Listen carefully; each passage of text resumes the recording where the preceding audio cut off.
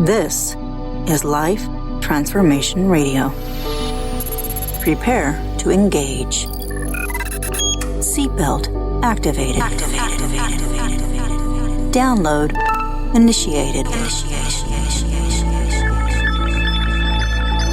Your quantum journey of transformation begins in 3, 2, 1.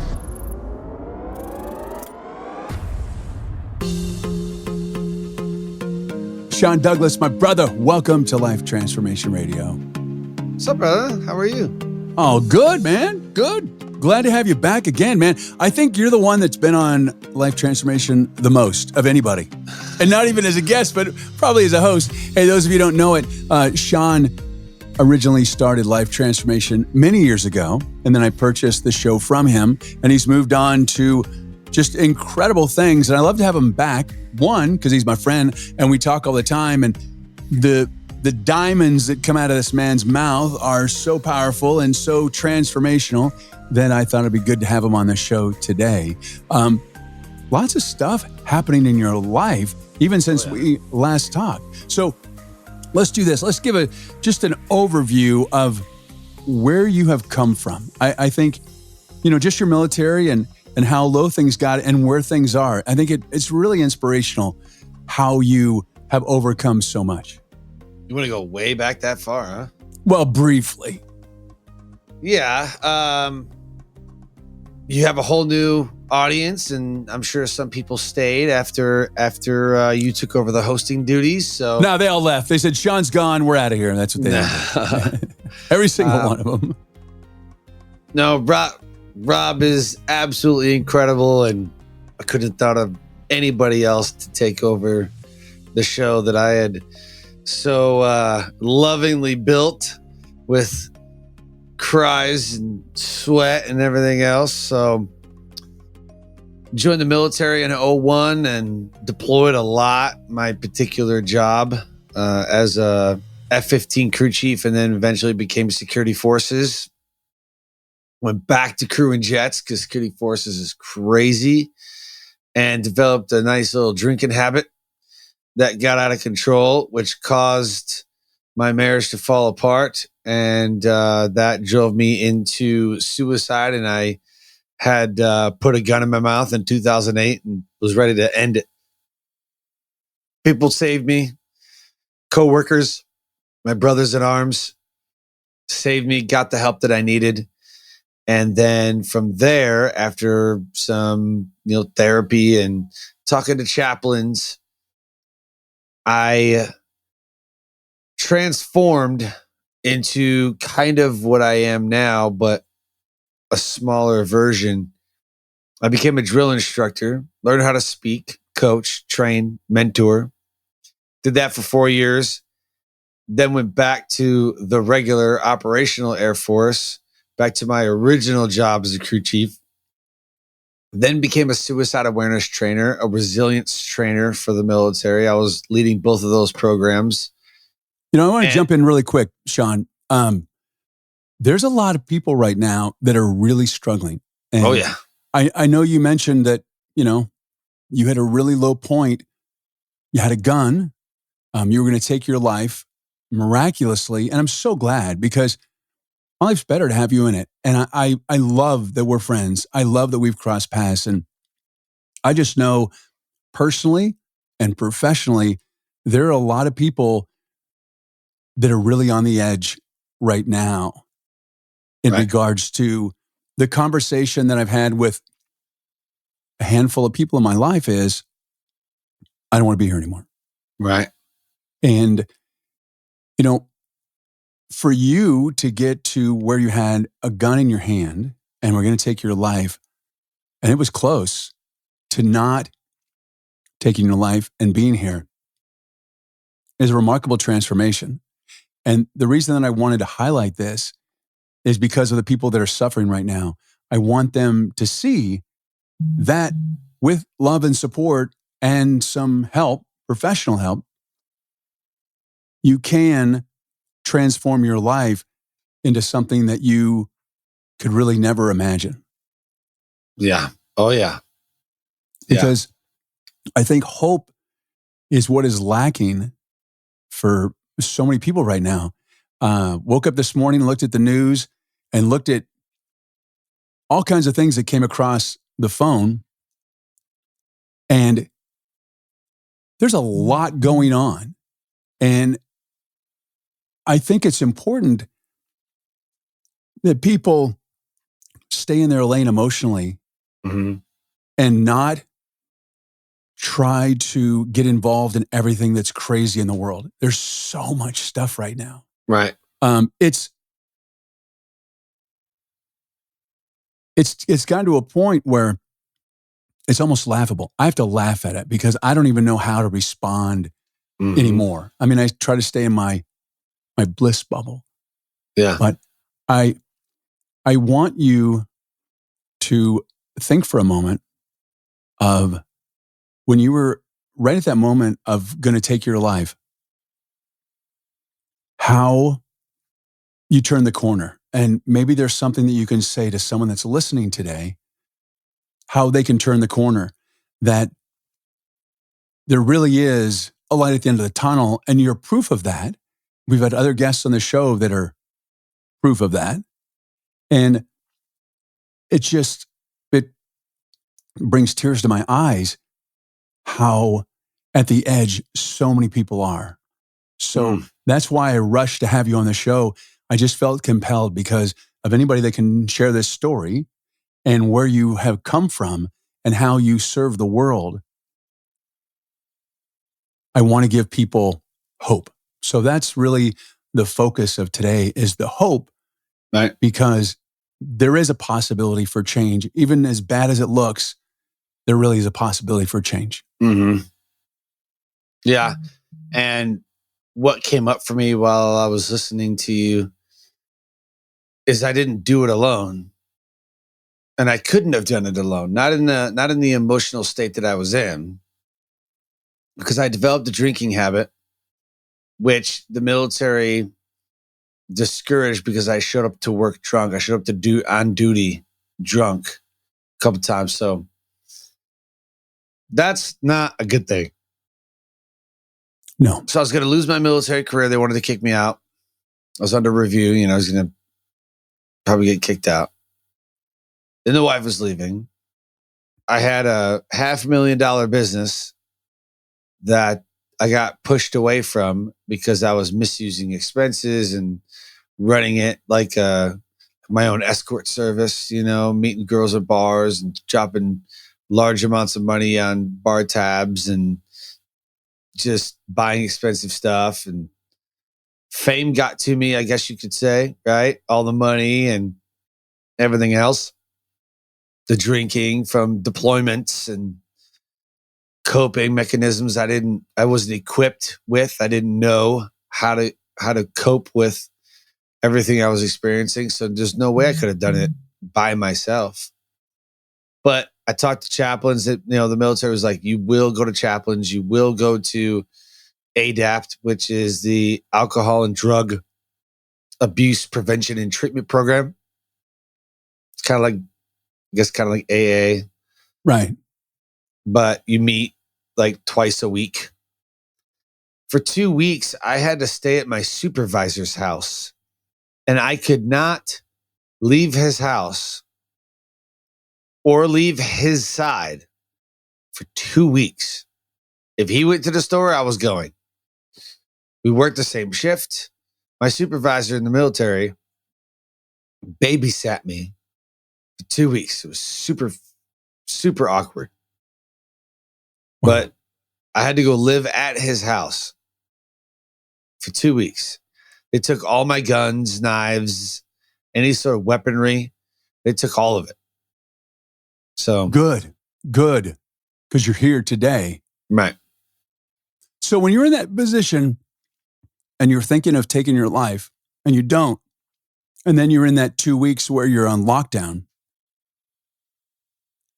does those thoughts come back, or you're like, worse, really? Worse? That was worse. I'm like, I'm literally living in my own hell. That's what it feels like. You are living in your own hell. Wow. I'm a grown man and I have to be babysat. And I was probably 24, I suppose. And you're strong-willed and stubborn and prideful and big ego. 23, 24. That's how old I was. I'm like, I'm grown. I got to be babysat. Really? But I also really wanted to stay in the military. So I could have just gone on with the divorce. Fine, whatever. The business, I was broke. So yeah. So what happened in the transformation? So did all of a sudden, did your mind just like click and go, oh, I'm going to look things in a different perspective?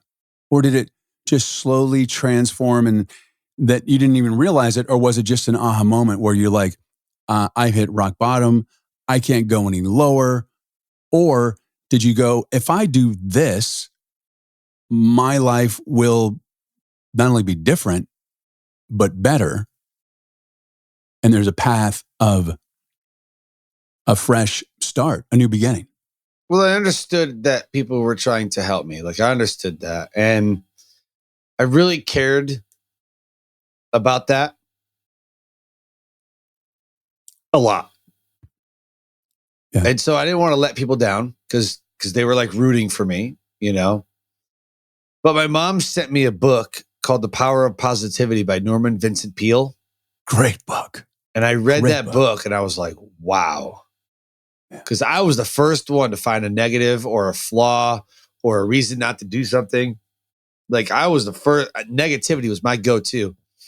My brain was on overdrive because our brains are wired for defense. Our brains are wired to keep us safe, right? Right. Taking risk? I'm not taking a risk. Hell no. I'm doing that. So I read the book. I was like, wow. Well, let me see if this works, I guess. You know, so I learned about gratitude. I learned about some other tools that I could use. Well, let's just dive into the gratitude. I live my life through gratitude. I try to stay very present. And I think so many people underestimate the power of gratitude. So just share with me what that means to you and how just the basic of being grateful for what you have and not being upset or sad or pissed off for what you don't have. And even as simple, and when we talk about gratitude, a lot of people think of like, I'm so thankful that I have my $1 million mansion. It's not about that. No. The one thing that I have, the thing that I have every single day, the first thing that comes out of my first thing of gratitude before I go to bed at night and in the morning, based on past history with me, is I'm so grateful to take another breath and be alive and to be here on this earth. Like that's the most, there's nothing more than that. And then it goes to family and my daughter, my wife, and from there. But it's interesting. I've noticed in gratitude, and when you start doing gratitude and you start being grateful for what you have, you start off with things. And as you progress and get really clear and present, your gratitude becomes people. Yeah. And experiences. Moments. Not in any way, moments. And not in any way, things or stuff or... Stuff. Yeah, I know, I hate stuff. Yeah. Yeah, man, you're spot on. I was so grateful for the moments. And for me, gratitude is, it's thankful and everybody's thankful around Thanksgiving. But it's living in that gratitude, but then reciprocating that gratitude back to other people. That was the aha, that was the turnaround. It was, I'm very grateful for everything that I have and this moment and turning it around and saying, you know what? I'm grateful for you. You helped create this moment. I'm grateful for you. And when you started being thankful and blessed and you started telling people about it, I mean, the feeling is amazing. So, And not only that, it's powerful in that when you do really embrace gratitude and you're showing appreciation for others and getting out of your ego and yourself and being humble and acknowledging other people for the impact they have on your life. Yep. Would it be safe to say that your life transforms in a positive way? Oh yeah.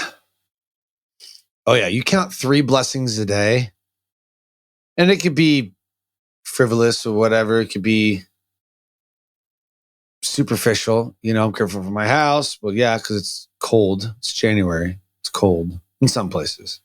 It's cold. Grateful for my car. Well, yeah, because I need to go places and drive but as you practice more and more and more and say, okay, I'm grateful for this. And then you write them down and then you journal about them, or you write the reason why you're grateful for that. Like, well, what are you grateful for? Why is that? Why would you be grateful for that? I started to write down moments, and then I started to have fun with it. And this was part of the healing process. So you're like, write down a blessing every day. What are you thankful for every day? And it can never be the same. What do you mean never be the same? Like, you can't just write down the same thing every day. But okay, like, you have to write down something different. Like every day. So I have to be grateful for 365 things. They're like, yep. Like, okay. That transformation, that moment of, okay, I'm grateful for this, grateful for that. Guess I have a job because the military's not going to kick me out unless I mess up again. But I have to complete this program and do these things and be supervised and watched. If I do all that, I could probably stay in. I'm pretty grateful that they gave me a second chance. Like, okay, cool. Then you start getting in deeper. So, yeah, it's powerful. Gratitude. I mean, it's not one thing. It's gratitude is at the forefront of all of the other stuff that I was taught. And now I teach. Yeah. And not only do you teach, but opportunity is laying down in front of you. Incredible opportunity. Oh, yeah. Yeah. And when I say opportunity, I am specifically talking about opportunities, as opposed to one opportunity. Right. It's amazing what happens. So, yeah, I was helping people, and just talking about positivity, and my command took notice. Like, wow, these past, 4 to 6 months, you've been almost like a whole other person. I mean, always upbeat, always smiling. Like, I'm grateful for stuff. Right. And I'm blessed, And when you start to realize that, because when you're in your own hell, you're like, I don't care about nothing. Nobody cares. You start talking yourself into it. You start willing yourself into it. Nobody cares. Everybody's got their perfect life because social media, everybody has their perfect life. Here I am dying over here, sucking wind. I bet nobody would even miss me if I was gone. I bet nobody would even care. They'd probably be happy. And then you start going down that road, the negativity road. Like, people won't even miss me. Then you start talking yourself into it. You start justifying why you should do it, why you should take your life. Like, it gets ugly real fast. Yeah. Well, speaking of opportunity, you have your coaching and your speaking, and, not like you don't have enough on your plate. Podcasting. But podcasting. Yep. But you have now taken another leadership role. Let's talk about that. Yeah. So did my resilience training and suicide awareness training, and then I became a corporate trainer for that. I would go into government agencies, and I was hired by a professional seminar company to deliver suicide awareness and resilience and leadership. And then I moved away from that, was booking my own stuff, started Life Transformation Radio in 2017. And then I went and I spoke at a conference at a One Life Fully Lived conference. And it was like, oh my gosh, this community is amazing. High-powered people. A lot of millionaires. A lot of wealthy people, and some that are trying to figure it out and do it, but everybody's a hard charger. And everybody was just so willing to help and so willing to take you in as like a valued member or as a friend, right? So they asked me, hey, we love what you're doing with your suicide awareness and resilience. We want to build a program for this. I was like, oh, I got all the content. What do you need? I got all the content. So we sat down and we developed the One Life Roadmap. And then after that was done, I stepped away. I'm okay, you guys got it from here. I'm going to go. Then I started speaking a lot more. And then a few years later, I was like, 2 years later, there's the pandemic. We're starting to do virtual conferences. We're publishing books. Got booked on another TEDx. So I was busy. Yeah. Like a lot. So I left whatever the organization, right? And I kind of just did my own thing, but we checked in from time to time. And then last year in November, they reached out to me and said, hey, our VP quit. The other VP wants to quit. And your name is thrown out in One Life a lot. I'm like, oh, cool. Well, I definitely appreciate that. How would you like to serve on our board of directors for One Life Fully Lived? I'm like, oh my gosh, that would be amazing. What do I have to do? Like without even hesitating, it's like, yes. Yeah. So what I learned was to say yes and then figure it out. Yeah, I like that. And that's what I do. I'm like, of course, yes. What do we got to do? Like, what are we doing?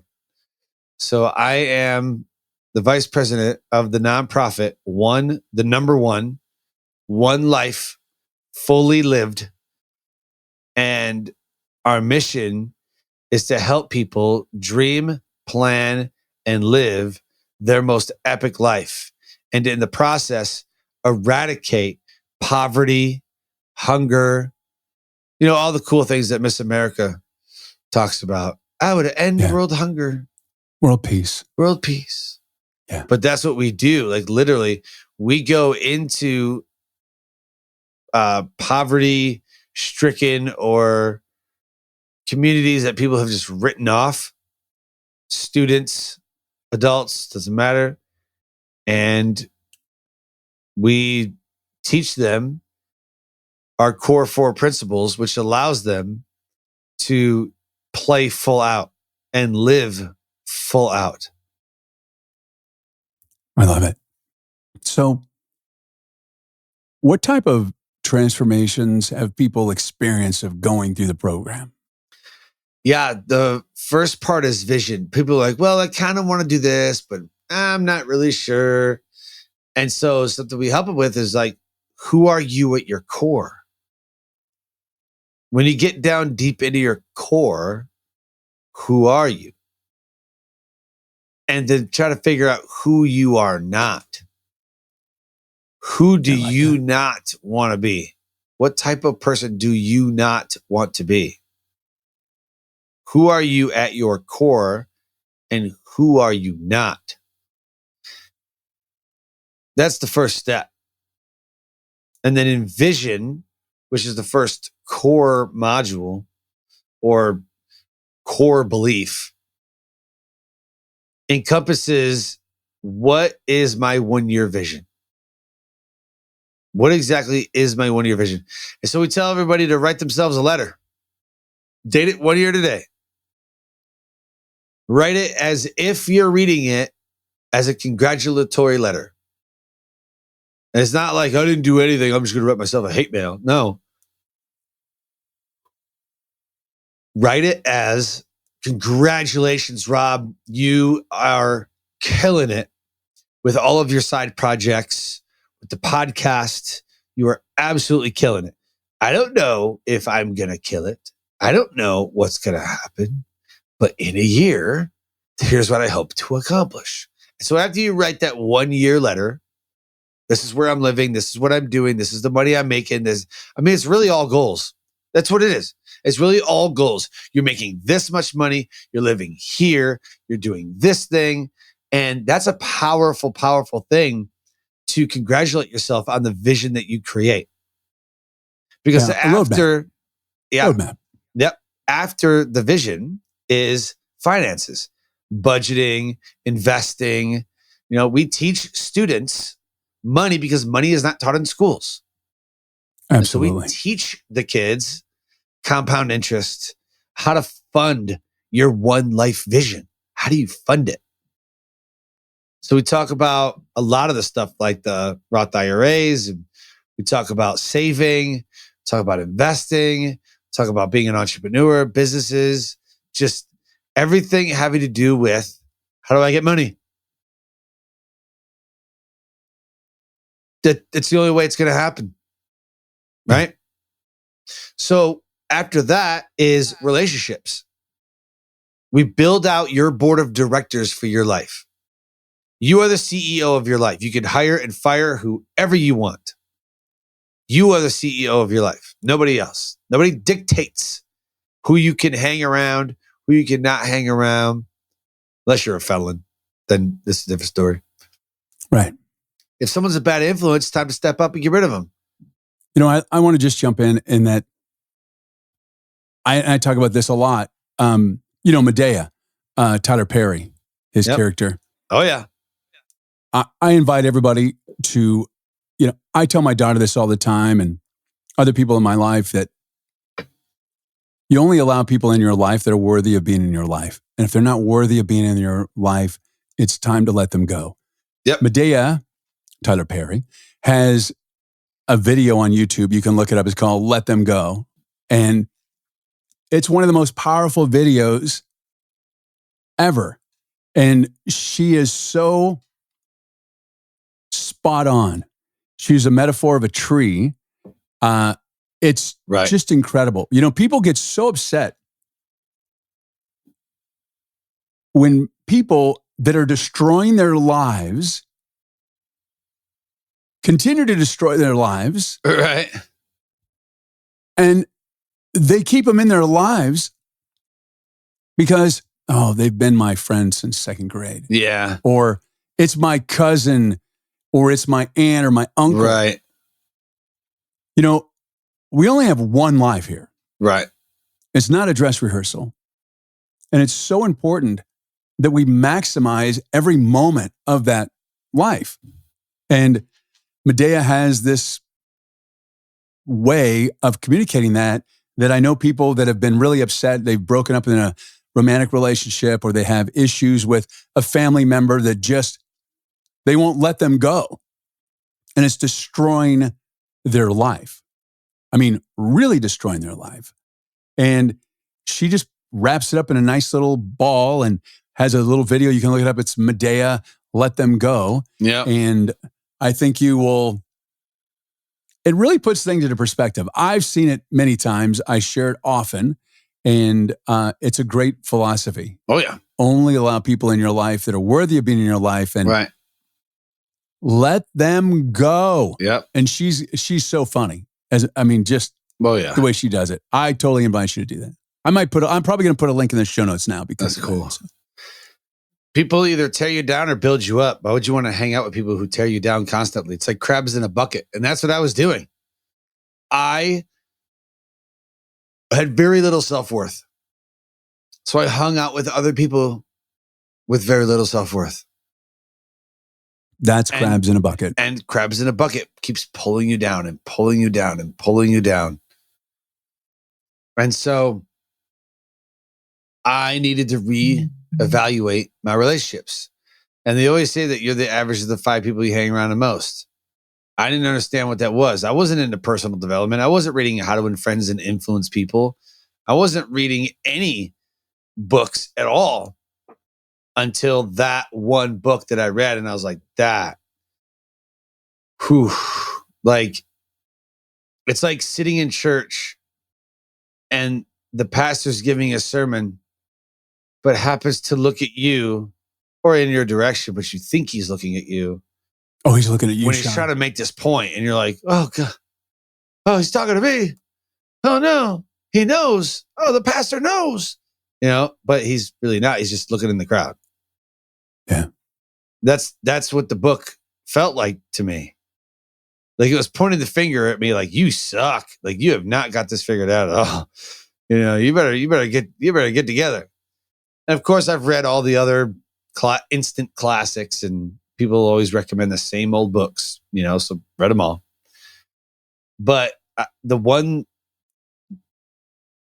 turning point that really elevated the podcast, speaking, the business, everything was the relationships that I built. Yeah. It's amazing. Like our relationship. I love it.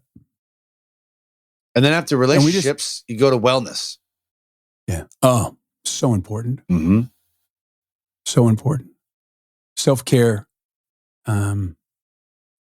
I just started diving more into that. I'm working out more. And then now what I do is I do an infrared sauna. Because it's like 140 degrees. You're in there for like 30 minutes. You lose about 700 calories. Wow. It's scientifically proven that, and Tony Robbins, I saw him talk about this, that if you go in an infrared sauna like 4 times a week, that it can reduce your risk of heart attack or heart disease by 50%. Wow. What's interesting about it is that you just go in there and it's infrared, so it's hot, but it's not super hot. Right. But you sweat like nobody's business. It's amazing. I had a cut on my finger and it just goes away. It just goes away. It's very, very healing. And, it's important to take care of yourself, because if you don't take care of yourself, you can't take care of others. Right. Especially as a parent. You can't give from an empty cup. No. And a lot of people are empty, trying to give from empty cups. Yep. They feel guilty. Sure. Self-care in our society is really considered selfish. Or self-care is considered vegging out on TikTok. Yeah. Escapism. Yeah. Go tell your friends, hey, I'm going to take a break for myself. I'm going to go get a massage. And they'll look at you and they're like, oh, look at you all. Hoity-toity. Yeah. Those types of practices really have a significant impact. Oh, yeah. Taking time off on the weekend. Extremely, extremely important. Absolutely. Wow. Nailed it. So we got to get our wellness together, and vision, relationships. Man, vision and relationships, huge. Because why would you want to be around somebody that doesn't support you or says, oh, no, it's not going to work. It's not. That was me. I got this amazing plan. Oh my gosh. No, it's too expensive. It's not going to work. Like I would talk myself out of doing stuff all the time. But vision, finances, relationships, and wellness, those are our core 4 principles at One Life Fully Lived. And I love it. It's just amazing to see the transformation of other people, who go through the roadmap at a live event. And it's just incredible to experience. That's amazing. Yeah. One Life. So it's the number one life, fullylive.org. Yes. They're a 501c3 charity. And it's a really incredible organization with really incredible humans at the helm. Oh, yeah. Including Sean. Our one of our other board members just got elected or picked, or I don't know the process, to the 2023 women delegate for the United Nations. Like, how crazy is that? Well, I think I know who you're talking about. Mm-hmm. And it doesn't surprise me in any way, shape, or form. Are we talking about Carolyn? Yes. Colleen? Yeah. Yep. We just appointed her to the board. We did some rearranging, and some people who were there have stepped away. And so when other people stepped away back in November, they turned to me and said, we need him. Yeah. Well, Carolyn pushed for that. Like, just ask him. Like, oh, he's too busy. That's what everybody says. Oh, he's too busy. He's out doing all this other stuff. Like, oh man, he's too busy. He's doing too many incredible things. What they told me. You're just doing too many incredible things. I'm like, I'm not doing enough. That's what I feel like. I'm not doing enough. They're like, well, here's the deal. And so I was elected to the board. And then over the course of 2 months, some other people decided that I'm done with this. I don't want to do this anymore. So we had some openings. And so I turned to Carolyn. I'm like, hey, what are we doing? And then other people turned to her and she showed some interest. So yeah, she's going to be on the board of One Life Fully Lived. And I just can't wait to serve the audience and serve the community and really, give back. That's what, and I believe in that wholeheartedly. And that's why I reached back out to Carolyn. And that's why other people had, like, hey, what's your interest in this? Because she supports so many people. And so I wanted to support her. And now she has been appointed to our board. Well, Sean, I am so thrilled that you were here today. And I reached out to you because I can see all the stuff you're doing. And you're making such a significant impact. And you're my friend, and we talk all the time. And I'm like, hey, I want to have an amazing guest on the show. So we'll just record this. But thank you so much for being here today. I really appreciate it. And congratulations on everything that's going on. And especially now that you're involved in One Life Fully Lived. I can't think of anybody better than they should have picked. Thank you. And then March of this year, I'm delivering my third TEDx talk.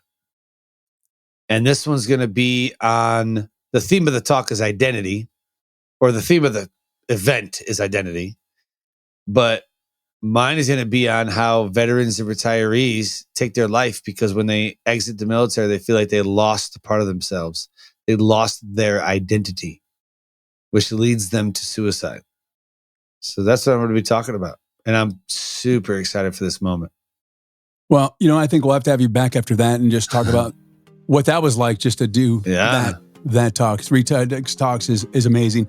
Really appreciate it. Thanks so much for being here today. Thank you. Thank you, brother. And thank you so much for your support and taking time out of your busy and precious day to listen. We so appreciate it. Thank you for allowing me, along with my very special guest and friend, Sean Douglas, to touch your heart, move your soul, and inspire you to live a life of transformation. I'm Rob Actis. Until next time. This is Life Transformation Radio. Download complete.